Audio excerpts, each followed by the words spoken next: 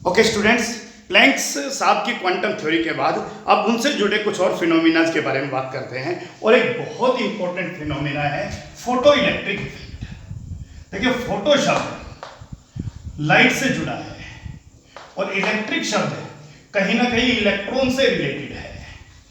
तो समझिए photo electric effect क्या कहलाता है और आखिर ये फोटो इलेक्ट्रिक इफेक्ट जो आपका मैक्सवेल का वेव थ्योरी था उसके अगेंस्ट किस तरीके से काम करता है। मैक्सवेल साहब ने कहा था कि वेव्स को प्रोपोगेट करने के लिए किसी मीडियम की जरूरत नहीं है। वो रेडिएशंस के वेव नेचर के बारे में बात कर रहे थे कि रेडिएशंस का नेचर वेव जैसा होता है, लेकिन प्लैंक साहब की डिस्कवरी के बाद रेडिएशंस के पार्टिकल नेचर के बारे में बात हुई। इसीलिए आप लोग इस चैप्टर के अंदर बड़ा इंटरेस्टिंगली एक चीज को पढ़ोगे कि जो रेडिएशंस होती हैं वो ड्यूल नेचर शो करती हैं। कुछ एक्सपेरिमेंट कहते हैं कि वो वेव्स लाइक नेचर शो करती हैं, जहां पास होने के लिए किसी मीडियम की जरूरत नहीं है। राइट? आप एक बात देखिए कि आपके पास टॉर्च है और टॉर्च की रोशनी आप किसी चीज के ऊपर डालिए, भले ही वो कितनी हल्की चीज हो, वो अपनी जगह मूव नहीं करेगी। क्लियर हो गया? आप और तेज रोशनी डालिए, और तेज बड़ी हेलोजन लाइट लगाइए, फिर भी वो मूव नहीं करेगी। इसका मतलब आप उसके वेव नेचर को समझ रहे हो। अगर वो पार्टिकल से मिलकर बनी होती तो सीधा सा बात है, उस हल्की चीज को थ्रो कर दिया जाता। लेकिन दूसरे एक्सपेरिमेंट कहते हैं कि ये पार्टिकल से मिलकर बनी है, ये भी किसी चीज को मूव करा सकती है। राइट? उसे ही आप फोटो इलेक्ट्रिक इफेक्ट में बड़ा अच्छे से समझोगे। तो फोटो इलेक्ट्रिक इफेक्ट क्या कहता है भाई कि ये मान लीजिए कोई एक मेटल का शीट है। राइट? मेटल का शीट है और ये मेटल का शीट इस तरह की मेटल का है जिसका इलेक्ट्रॉन उसके साथ लूजली बाउंड है। लूजली बाउंड है।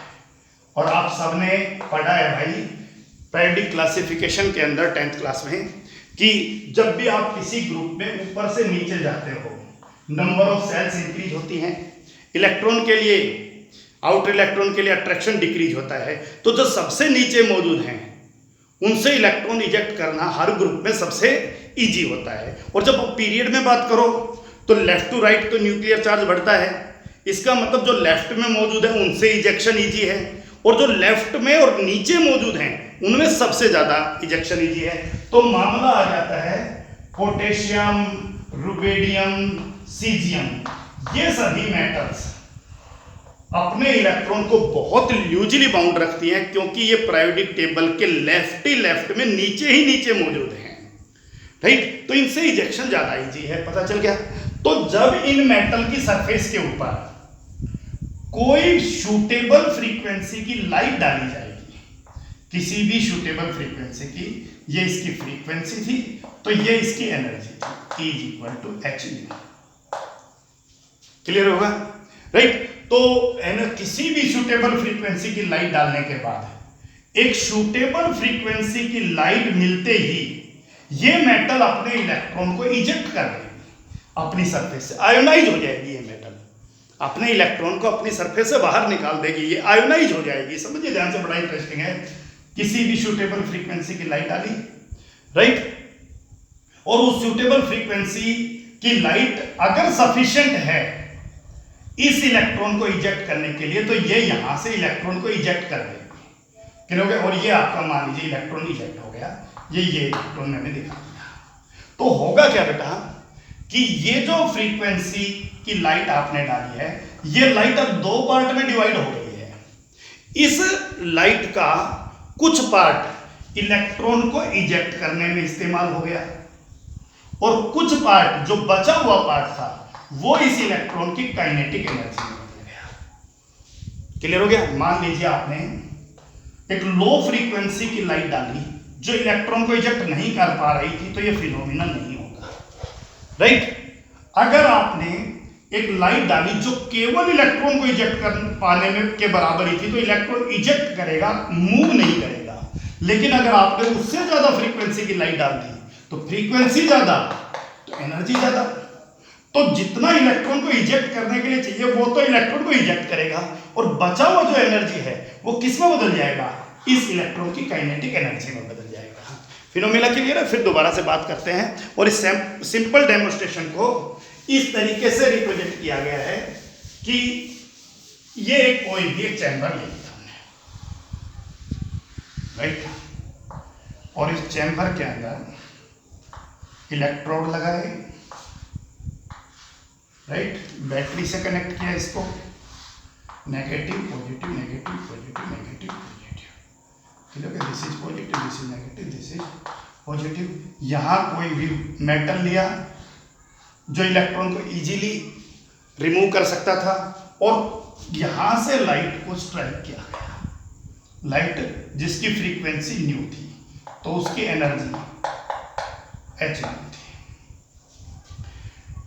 ये डेफिनेटली सूटेबल फ्रीक्वेंसी की लाइट मिलते इलेक्ट्रॉन इजेक्ट होगा और इलेक्ट्रॉन इजेक्ट होते ही इलेक्ट्रॉन यहाँ इस तरफ आएगा और यहाँ पर आप डिटेक्टर लगा दीजिए जो इलेक्ट्रॉन को डिटेक्ट करेगा, इलेक्ट्रॉन डिटेक्टर जो बताएगा कि कितना इलेक्ट्रॉन इजेक्ट हुआ है, राइट, उसकी वेलोसिटी के बारे में। तो इलेक्ट्रॉन डिटेक्टर आपने इस पे, क्योंकि इलेक्ट्रॉन तो पॉजिटिव की तरफ मूव करेंगे, तो क्या पता चल गया भाई, नेगेटिव टर्मिनल की तरफ आप लोग मेटल रखोगे, राइट, लाइट डालोगे और ये फिनोमिना देखने को मिले। This is the simple apparatus.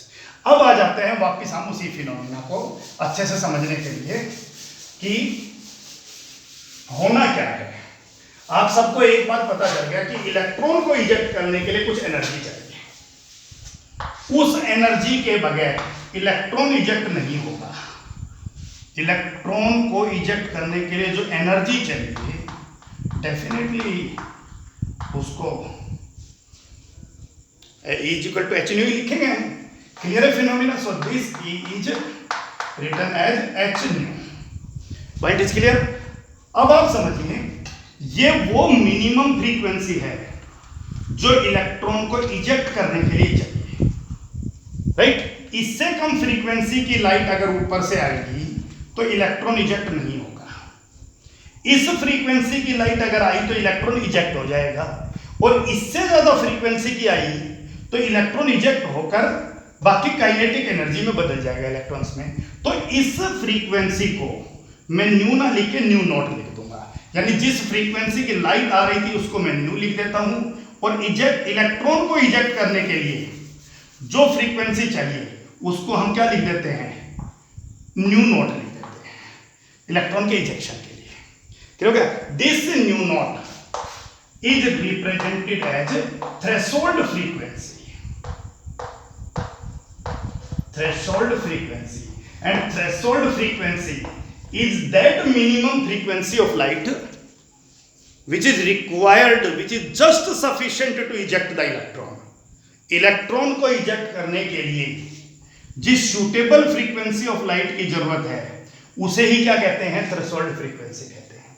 जैसे ही रेडिएशन की फ्रीक्वेंसी थ्रेशोल्ड के बराबर हो गई, इलेक्ट्रॉन इजेक्ट हो जाएगा।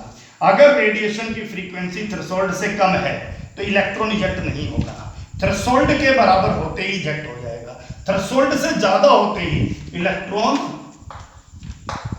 मूव कर जाएगा। इसका मतलब ये हुआ कि ये वाली जो एनर्जी है जो इस फ्रीक्वेंसी से एसोसिएटेड है, ये एनर्जी अब दो पार्ट में बदल गई। ये एनर्जी किस किस में, एक पार्ट इस एनर्जी का ई ना लिख के मैं ई नोट लिख देता हूं जो इलेक्ट्रॉन को इजेक्ट करने के लिए चाहिए जो एनर्जी, और दूसरा काइनेटिक एनर्जी के अंदर बदल गया। इसका मतलब मैं ये लिख सकता हूं energy of the incident radiation, energy of the incident radiation is equal to energy required to eject the electron plus kinetic energy of the ejected electron. समझिए ध्यान से ये चीजें क्या है, आप लोगों को इनका मीनिंग लिख लेना चाहिए, फिर डाउट्स नहीं होंगे। This is energy of the incident radiation, right. This E not is energy required to eject electron, so this energy is also named as work function, work function, right? So, and this electron is moved with this particular velocity, right? And that depends upon the frequency of this light, right. ये suitable होना चाहिए, electron को eject भी करे, और उससे ज़्यादा होगा तभी ये काइनेटिक एनर्जी में बदल पाएगा। तो क्लियर हो गया, किसी सुटेबल एनर्जी का रेडिएशन स्ट्राइक किया, कुछ एनर्जी इलेक्ट्रॉन को इजेक्ट करने में इस्तेमाल हुआ, कुछ एनर्जी इलेक्ट्रॉन की काइनेटिक एनर्जी में बदल गया। So this is energy of the incident radiation, this is energy required to eject electron, that is called work function, and that is the kinetic energy of the ejected electron. So E is represented as h nu, E naught is represented as h nu naught, plus kinetic energy is represented as half mv square. This is the mass of electron, ejected electron, and v is the velocity of the ejected electron, right? And velocity depends upon the energy. आप ध्यान देखिएगा, किससे suitable frequency की light आप strike कर रहे हो, right, तभी उसकी काइनेटिक एनर्जी कम ज़्यादा होगी। So nu is the frequency of incident radiation. Nu naught is threshold frequency. Nu naught is threshold frequency. Threshold frequency is that minimum frequency that is required to eject electron from the surface of a metal, right? And this is called half mv square kinetic energy. So you can easily solve that h nu minus h nu naught is equal to half mv square. This is the energy of incident radiation minus work function. Work function means the energy to eject electron is equal to kinetic energy of the ejected electron. So that is very simple formula for you. So I write here this formula is E is equal to E naught plus kinetic energy. किसकी है? Incident radiation की energy, right, eject electron करने के लिए जितना चाहिए उसकी energy, plus kinetic energy of the ejected electron. H nu is equal to H nu not plus half M V square, right, that is it. This is another point. So nu को अच्छे से बनाइएगा, nu not, and this is V square, this is V square, you can simply write it. Clear है point? तो ये बात हम सबको पता होना चाहिए कि किस तरीके से इलेक्ट्रॉन को इजेक्ट किया गया। अब कुछ छोटी छोटी चीजें इसके बारे में और समझ लीजिए, किस फिनोमिना में हुआ क्या था, राइट। इस फिनोमिना में कुछ छोटे छोटे पॉइंट्स देखने को मिले, और वो देखने मिले उसको समझिए कि जैसे ही सूटेबल फ्रीक्वेंसी की लाइट स्ट्राइक करेगी, इमीडिएटली इलेक्ट्रॉन इजेक्ट हो जाएगा। नो टाइम टैग, समय नहीं लेगा कि कुछ मूवमेंट रुकेगा। समझ में आ गया? पहला पॉइंट क्लियर है कि as soon as the light of suitable frequency strike, electron is ejected. पहला पॉइंट क्लियर है? तो ये बात हमें ध्यान रखना है भाई, इलेक्ट्रॉन इजेक्ट हो जाएगा। दूसरा, थ्रेशोल्ड फ्रीक्वेंसी के बारे में क्लियर है कि जिस मिनिमम फ्रीक्वेंसी की लाइट स्ट्राइक करेगी, राइट, इलेक्ट्रॉन को इजेक्ट करने के लिए उसको हम थ्रेशोल्ड फ्रीक्वेंसी कहेंगे। दो पॉइंट क्लियर है भाई फोटो इलेक्ट्रिक इफेक्ट के। तीसरा पॉइंट, काइनेटिक एनर्जी फ्रीक्वेंसी पर ही डिपेंड करेगी। आप एक बात देखिए, अगर आप ज्यादा फ्रीक्वेंसी की लाइट डालते हैं तो ठीक है, इलेक्ट्रॉन को इजेक्ट करने के लिए जितनी चाहिए उतनी ही चाहिए, बाकी किसमें बदलेगी? Kinetic energy of the ejected electron में ही बदलेगी। ये पॉइंट भी आपके सामने क्लियर है भाई। उसके बाद नंबर ऑफ इजेक्टेड इलेक्ट्रॉन जो है वो डिपेंड करेंगे इंटेंसिटी ऑफ लाइट के ऊपर, कि लाइट की इंटेंसिटी अगर कम ज्यादा होगी तो फिर इलेक्ट्रॉन कम या ज्यादा इजेक्ट होंगे। तो ध्यान रखिएगा, number of ejected electron depends कर रहा है इंटेंसिटी ऑफ लाइट के ऊपर, clear. And kinetic energy of electron depend कर रहा है फ्रीक्वेंसी ऑफ लाइट के ऊपर। So these are very simple points related to photo electric effect. Photo, light strike कर रही है और इलेक्ट्रिक इफेक्ट, इलेक्ट्रॉन्स इजेक्ट हो रहा है। So this phenomena is called photo electric effect. बहुत छोटे छोटे न्यूमेरिकल्स पे बात करते हैं अब हम इससे रिलेटेड। Okay, one question is given, calculate the minimum amount of energy that the photon must possess to eject electron from caesium metal. एक सीजियम मेटल है और हम सबसे पूछा है minimum amount of energy required to eject electron, of energy required to eject electron. सीधा सा बात है, हमसे ई नॉट पूछा है, that is equal to H nu not, and H is flux constant and new not is the threshold frequency. Point is clear. आगे क्या दिया है भाई, the threshold frequency of caesium metal, threshold frequency of caesium metal is given.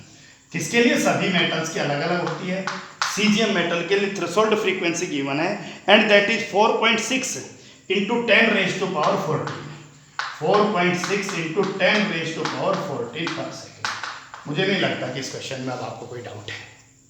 Question check कर लीजिए कि calculate the minimum amount of energy that the photons must possess to eject electrons from caesium metal. Caesium metal से electron को eject करना है, ये caesium metal है, electron को इजेक्ट करना है, वो मिनिमम एनर्जी चाहिए। तो minimum energy that is work function, so E not is equal to H nu naught चाहिए and threshold frequency in this case given है। So you can put the value of H 6.626 into 10 raised to power minus 34 and nu naught that is given here. Okay, so move to another question. Okay, listen question. Calculate the kinetic energy of the ejected electron. Kinetic energy of ejected electron. ये पूछा गया है, इसका मतलब half mv square आपसे पूछा गया है, that is the kinetic energy. Right, आगे क्या कह रहा है भाई, when ultraviolet radiation of frequency 1.6 into 10 raise to power 15 पर second strikes the surface of potassium metal. एक पोटेशियम मेटल का सरफेस है, उस पर एक अल्ट्रावायलेट रेडिएशन स्ट्राइक कर रही है जिसकी फ्रीक्वेंसी गिवन है, और फ्रीक्वेंसी कितनी गिवन है, that is 1.6 into 10 raise to power 15, 1.6 into 10 raised to power 15 per second. So the frequency of incident radiation 1.6 into 10 raised to power 15 per second. Point is clear? Okay. What other informations are given?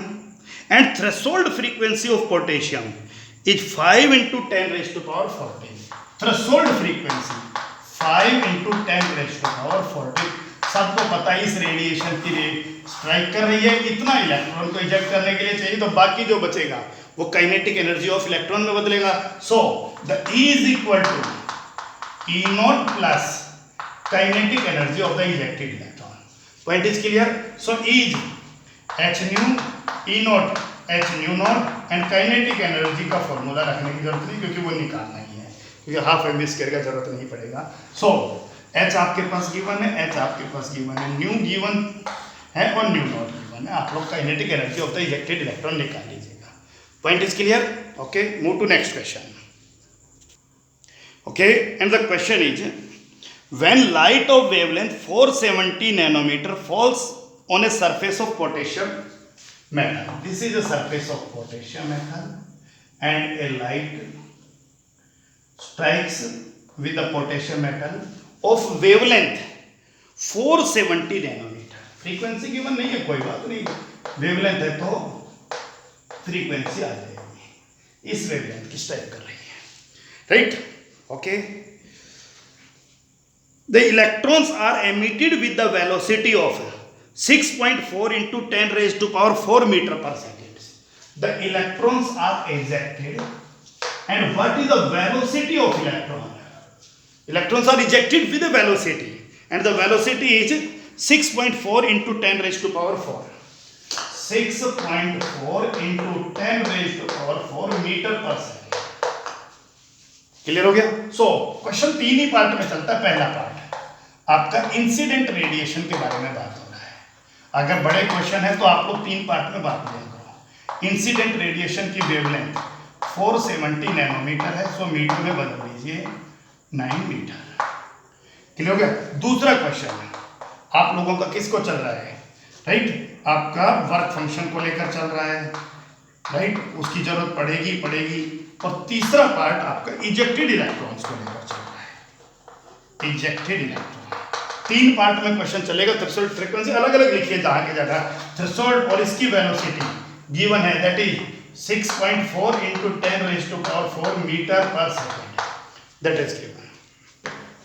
Okay, so what is the minimum energy required per mole to remove an electron from potassium metal? So what is the minimum energy required? So that is E naught पूछा है।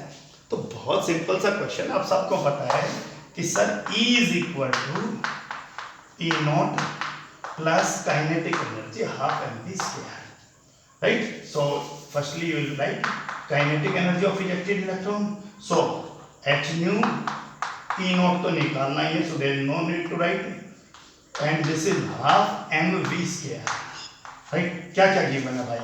h आप सबको पता है 6.626 into 10 raised to power minus 34.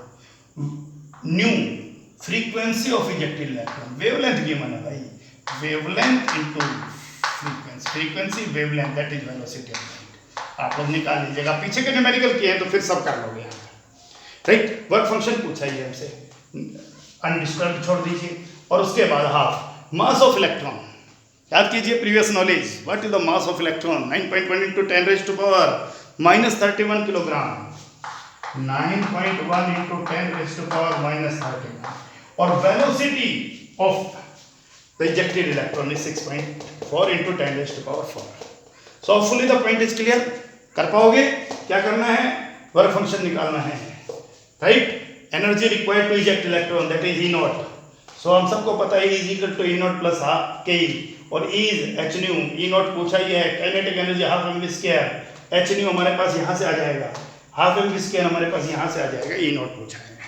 Clear है point? Okay, अब इस question में पूछा गया क्या था, थोड़ा सा क्वेश्चन को फिर पढ़ते हैं। What is the minimum energy required पर मोल? अब आपके पास जो एनर्जी आई है वो एक इलेक्ट्रॉन के लिए है, और एक मोल इलेक्ट्रॉन के लिए निकालना, इसका मतलब 6.022 into 10 raised to power 23 electrons के लिए निकालना है, तो you have to multiply it. Point clear है भाई कि एक मोल एक इलेक्ट्रॉन के लिए तो आपने निकाल लिया, और अब आपसे पूछा क्या है?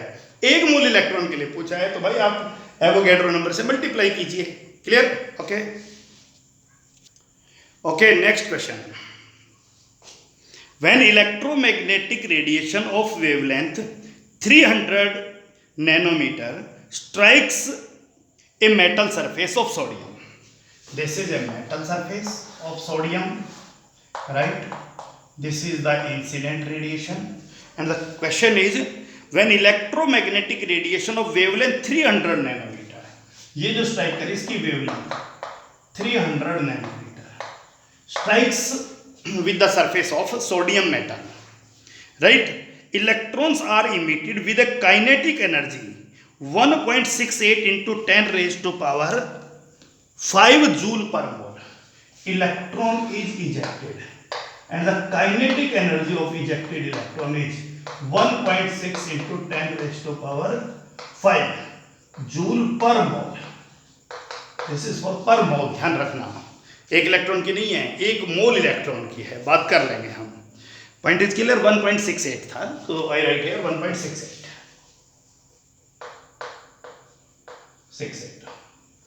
ओके, ये ज्यादातर क्वेश्चन एनसीईआरटी क्वेश्चन है, आप लोग विजिट करिएगा, कोई डाउट्स नहीं होगा आप सबको। ओके,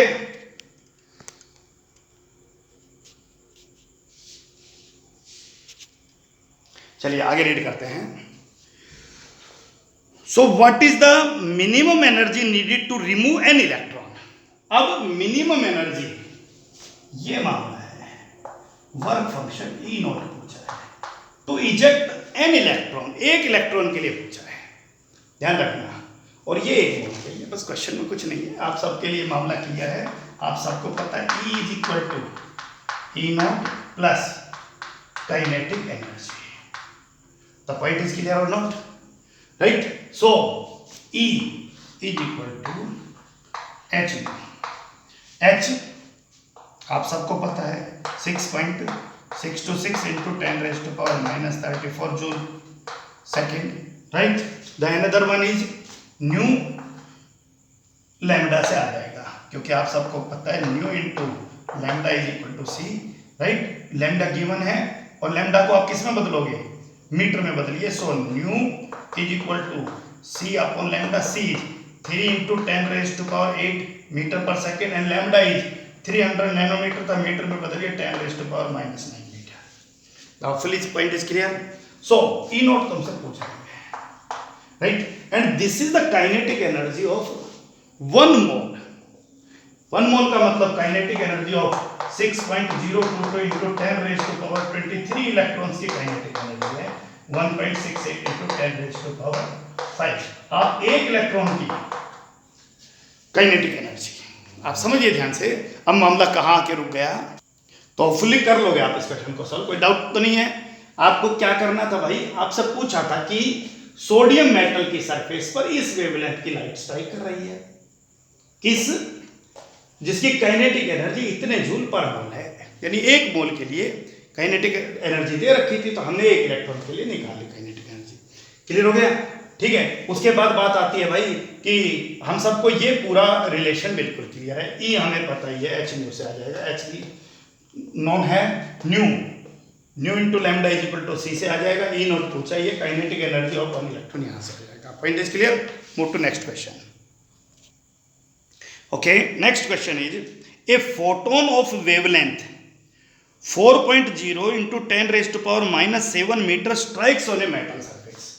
किसी मेटल सरफेस पर कोई फोटोन स्ट्राइक कर रहा है, राइट, और उस फोटोन का, उस लाइट का wavelength that is 4.0 into 10⁻⁻7 metre है, दैट इज गिवन।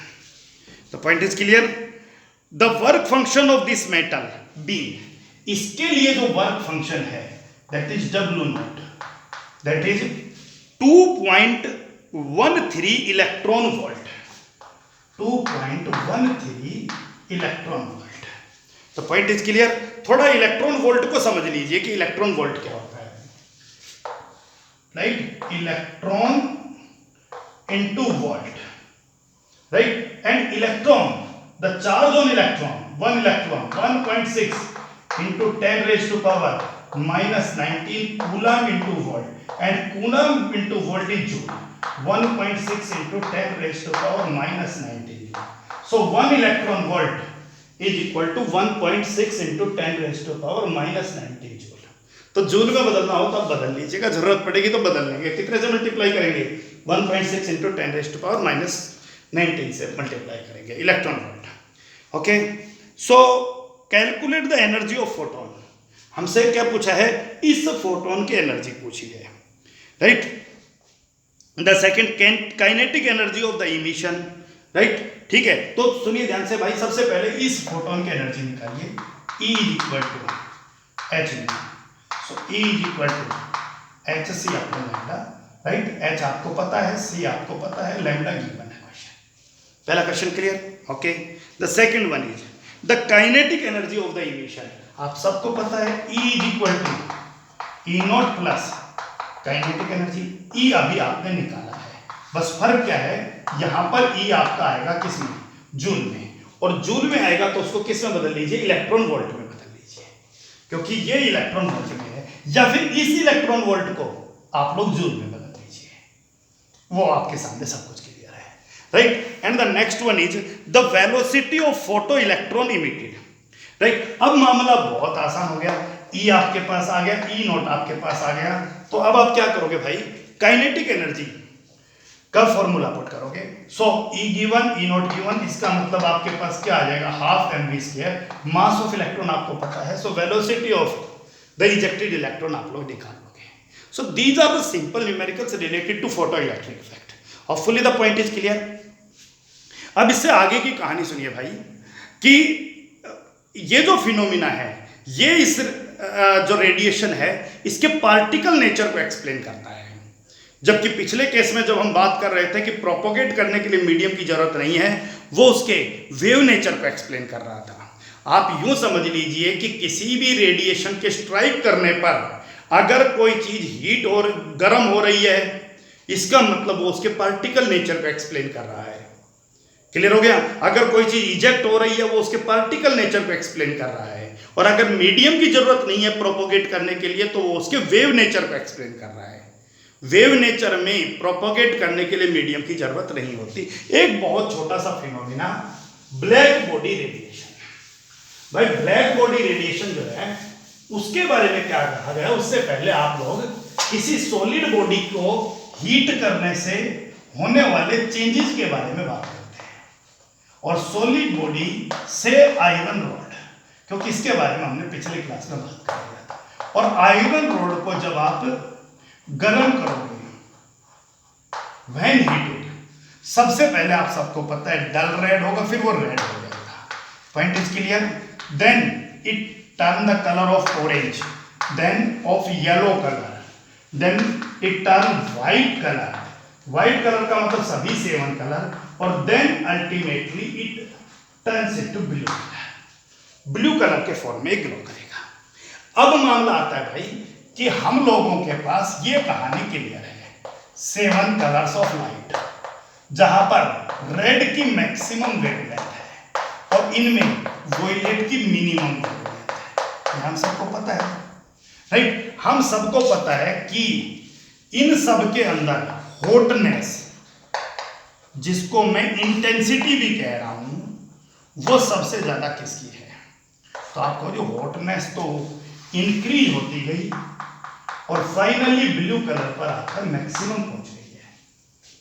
भाई इस केस में तो यही है कि हॉटनेस इंटेंसिटी सबसे ज्यादा ब्लू कलर की है, राइट। और आप सबको एक बात ये भी पता है कि ब्लू कलर और रेड कलर की वेवलेंथ को कंपेयर कीजिए कि रेड की वेवलेंथ ज्यादा है और उससे जब ऑरेंज गए तो वेवलेंथ कम हुई, और फिर ऑरेंज से येलो गए तो वेवलेंथ और कम हुई, फिर येलो से व्हाइट तो सभी का मिक्सचर है, फिर आप ब्लू गए तो वेवलेंथ और कम। इसका मतलब जब हॉटनेस बढ़ता जा रहा है तो फिर वेवलेंथ जो है वो आपकी क्या होती जा रही है? डिक्रीज होती जा रही है। बोलो।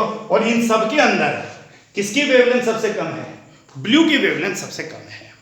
अब क्लियर है ये पॉइंट? इसका मतलब ये हुआ कि जैसे जैसे आप गर्म करते जा रहे हो तो जो different wide range of radiations emit हो रहा है, ध्यान रखिएगा, जो किसी भी सॉलिड बॉडी को आप हीट करते हो तो वो वाइड रेंज ऑफ वेवलेंथ की रेडिएशन एमिट करता है। पहले इस वेवलेंथ की, फिर इस वेवलेंथ की, फिर इस वेवलेंथ की, इस वेवलेंथ की, इस वेवलेंथ की। और उन जो रेडिएशंस है उनकी इंटेंसिटी तो बढ़ती जाती है लेकिन वेवलेंथ घटती जाती है। अगर हम इसको फर्दर हीट करते रहेंगे तो बात समझिए ध्यान से, किसी और ऑब्जेक्ट के बारे में भी बात कर लीजिए, ब्लू के बाद फिर इंडिगो और फिर वोयलेट और फिर वोयलेट से भी कम की वेवलेंथ पे बात आ जाएगी। इसका मतलब आपका जो रेडिएशन है वो किस रीजन में आ जाएगा? अल्ट्रावायलेट रीजन में आ जाएगा। तो क्लियर है कि जब हॉटनेस बढ़ती जाएगी, red to orange, orange to yellow, तो फिर सीधा सा बात है हॉटनेस बढ़ता जाएगा तो फिर वेवलेंथ घटता जाएगा। एक समय ऐसा आएगा जब वो वोयलेट कलर का अपीयर होगा और फिर और हॉट हो जाएगा तो वोयलेट से कम की रेडिएशन और वोयलेट से कम की radiation, that is ultraviolet radiation, उस रीजन के अंदर वो आपका क्या हो जाएगा? फॉल कर जाएगा। पॉइंट क्लियर है या नहीं है? तो इस पॉइंट को लेकर भी आप लोगों को ध्यान रखना है कि हम किस पॉइंट पर पहुंच गए। इसका मतलब हॉट करते जाओगे करते जाओगे करते जाओगे तो वो आपका विजिबल रीजन को क्रॉस करके और अल्ट्रावायलेट पर। दूसरी बात सुनिए ध्यान से, हम लोगों को जो रेडिएशन दिखाई देती है वो आपका विजिबल लाइट ही है। हमें इन 7 कलर और इनके कॉम्बिनेशन ही दिखाई देते हैं।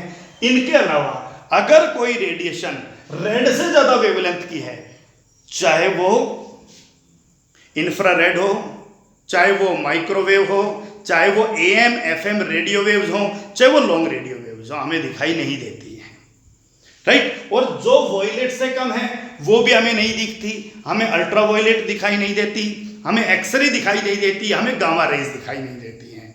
तो हमें ये भी पता होना चाहिए, ये भी एक इंपॉर्टेंट इंफॉर्मेशन है। लेकिन कुछ बॉडीज ऐसी होती हैं बेटा जो इस तरह का बिहेवियर शो नहीं करती।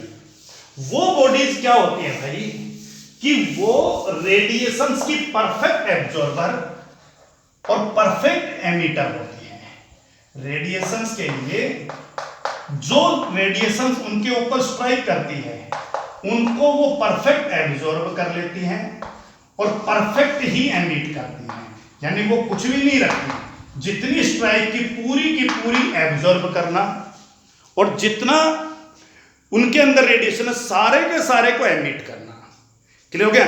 इसे ऐसी बॉडी को हम अपनी केमिस्ट्री में ब्लैक बॉडी कहते हैं। क्या कहते हैं?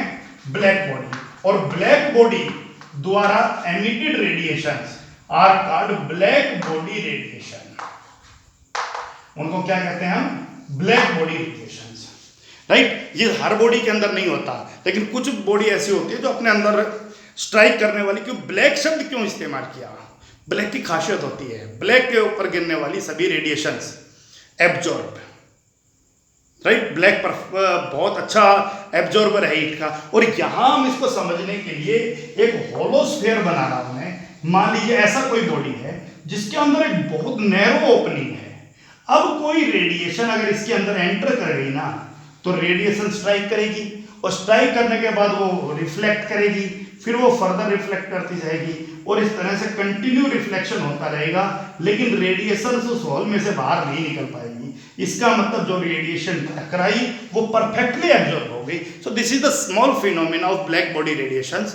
क्लियर हो गया। ये जनरल फिनोमिना तो जो लास्ट ईयर सिलेबस से हटा दिए गए थे, हो सकता है कि इस बार भी गवर्नमेंट फिर से रिमूव कर दे, दोबारा से आपके सिलेबस में है। तो थोड़ा सा जनरल स्टडी था, फोटो इलेक्ट्रिक इफेक्ट के बारे में आप लोग पढ़िए अच्छे से, और उसके तुरंत बाद आप लोग ब्लैक बॉडी रेडिएशंस के बारे में पढ़िए। अभी लाइट से रिलेटेड बहुत सारे फिनोमिना के बारे में बात करना है, लेकिन आप लोग एक बात दिमाग में बिठा लीजिए, the behaviour of radiations are dual behaviour. They behave like waves as per the theory of Maxwell, they behaves like particle as per the theory of Planck's। और प्लैंक्स के साथ आइंस्टाइन साहब ने भी अपना एक मास एनर्जी रिलेशनशिप दिया था, E = mc²। उसके बारे में आप लोग फिजिक्स में डिटेल में पढ़ोगे। हम लोग थोड़ा सा बात करेंगे कि एनर्जी, मास किस तरह से एनर्जी में बदलता है, राइट। न्यूक्लियर रिएक्शंस पर बहुत वैलिड है ये वाला पार्ट कि मास एनर्जी के अंदर कन्वर्ट होता है, E = mc²। So E is the energy, right. Mass, जिस ऑब्जेक्ट को मास को एनर्जी में कन्वर्ट करना है, C is as usual the velocity of light. तो ड्यूल बिहेवियर का मतलब समझ रहे हो? बिहेवियर उनका पार्टिकल लाइक भी है और वेव लाइक भी है। बहुत सारी थ्योरीज उनके पार्टिकल लाइक नेचर को एक्सप्लेन करती हैं, बहुत सारी थ्योरीज उनके वेव लाइक नेचर को एक्सप्लेन करती हैं। तो इसके बाद आगे तभी बढ़ पाएंगे हम, जब आप वेव थ्योरी को अच्छे से समझ लीजिए, प्लैंक्स आपके कांस्टेंट को अच्छे से समझ लीजिए, प्लैंक्स की क्वांटम थ्योरी को, और उसके तुरंत बाद आप लोग फोटो इलेक्ट्रिक इफेक्ट को बहुत अच्छे से स्टडी कीजिए। That's all for today. Numericals को अच्छे से सॉल्व कीजिए। न्यूमेरिकल के बारे में एक बात मैं क्लियर कर रहा हूं कि न्यूमेरिकल के क्वेश्चन को पढ़ना और क्वेश्चन में गिवन क्या है उसके बारे में स्टडी करना तुम्हारे लिए सबसे इंपॉर्टेंट है। क्वेश्चन अगर समझ में आ गया तो फिर सॉल्यूशन निकल जाएगा। अगर आप थ्योरी पढ़ लिया और क्वेश्चन समझ में नहीं आ रहा है, क्वेश्चन को अच्छे से नहीं पढ़ रहे हो, तो फिर पॉइंट्स क्लियर नहीं होंगे आप लोगों के। So that's all for today. Okay.